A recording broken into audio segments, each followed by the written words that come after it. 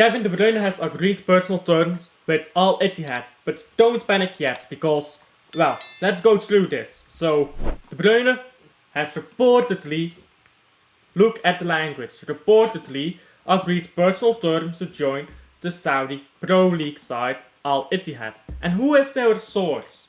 Well, simple, it is Rudy Galetti. And let's go through this, yeah? Let's go through Rudy Galetti. So, what is his source? Let's see. Oh yeah, it's his own fucking website. And I'm not going to go there, so I'm not going to click on it. I'm not going to give him clicks on his fucking shitty website. He can go fuck himself. He is a known liar. He gets like 1 out of 20 things that he talks about right, which is why he doesn't have nearly as many followers as someone like Fabrizio Romano does, who does way less transfer news, but when he uploads something, it's usually correct. This guy is a known liar. He gets stints, he gets roles everywhere, because he pays money to get onto shows. Transfer market, Jesus Christ. This guy calls himself a transfer market expert. Jesus Christ. Have you no shame? Now, imagine having this little shame. Now, De Bruyne moving from Manchester City is possible. If, of course, personal terms are agreed, which reportedly, which means we're just making it the fuck up. Because if it's reportedly, you will have a fucking report about it, won't you? But no, they make it the fuck up. So, yeah, it's not going to happen. Not at least as it stands. But if De Bruyne moves, it will come with an offer from probably Al Ittihad or Al Nassr and a big transfer fee. We want 60 million for Ederson. Okay, so how much do we want for De Bruyne then? Well, I value De Bruyne at twice the amount I value Ederson, at the very least. But I doubt we're gonna ask 120 million. So, let's say we ask 100 million euros. Let's say 110 million euros. That's a lot of money. I doubt it is happening. I very much so doubt it is happening. And you have to look at the timing when this news came up. It came out minutes after the news about Ederson going to Al Ittihad came out. This is a journalist who saw an opportunity to get a big hit story and he fucking made it a fuck up. It's not true. It's not happening. His sources are bollocks. He probably is using the HLN interview, and this is something that really annoys me here, with how it is translated, this interview, because I speak Dutch, of course.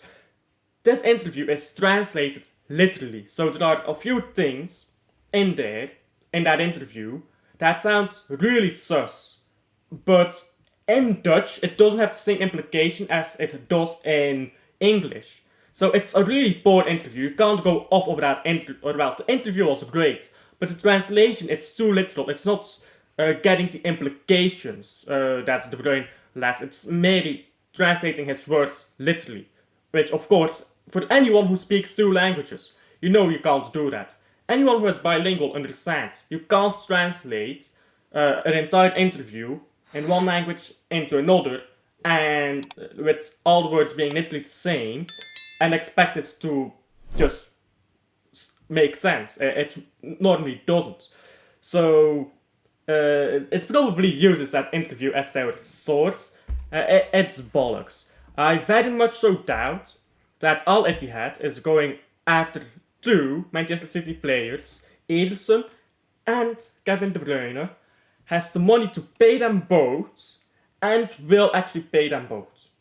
Like, we will actually go through and buy them both. I know that these clubs have a lot of money, but that doesn't mean that they are the richest fucking people in the world, does it now? They have a lot of money, but there's a limit to a lot of money. And their money comes from the Saudi Arabian government, by the way, for those who don't know. So, how much is Saudi Arabia going to put into a single club? Ask yourself that. How much is Saudi Arabia going to give a single club? Because all these clubs are financed by the Saudi Arabian government. That's why they suddenly had so much money. I don't think it's happening. We will be looking at Al Ittihad paying 180 million, something like that. Something between 150 180 million euros to Manchester City for 2 players over the age of 30, both of them having monster wages. Like, come on, you can't replace De Bruyne, it's my opinion. He's just too good of a player. But come on, you can't replace De Bruyne with that kind of money. Because if you want a replacement goalkeeper for Ederson, we already have him, it's Ortega, we just need to get a second goalkeeper. And that can be like 40 million. So then what? You go with 140 million to buy Leverkusen and say, we'll buy Florian Wirtz, and you're telling me they will say no? I doubt that, mate, I doubt that, but it is what it is. Tell me down below what you guys think. I don't want to see De Bruyne leave, but realistically, if both of these things happen, yeah, and you have 140 million to go to Leverkusen, you can buy the De Bruyne replacement right there and then. I doubt it's happening, I very much so doubt it is happening, but I don't think it's a cause for panic yet if it does happen. It would be a shame though if De Bruyne leaves, I don't want him to leave. Ederson, Ederson, when a transfer flops, yeah, when a transfer flops like it did with Al Nassr, and you're being looked upon and the fans are celebrating that you're staying another season, you can't just go agree terms with another club. He has lost a lot of respect for me. But it is what it is. Tell me what you guys think down below in the comments as always, if you agree with me or not. Tell me what you think of this Rudy guy, Galetti. I fucking hate him, can't stand his face, he's a liar, a bald-faced liar, can't stand people like that. And yeah, like and subscribe to my channel if you're new around here. And I wasn't planning to do videos today, I was planning to do a bit of work for the other stuff, but it only takes 10 minutes to record a video and edit it, so I'll see you guys on the next one. Bye.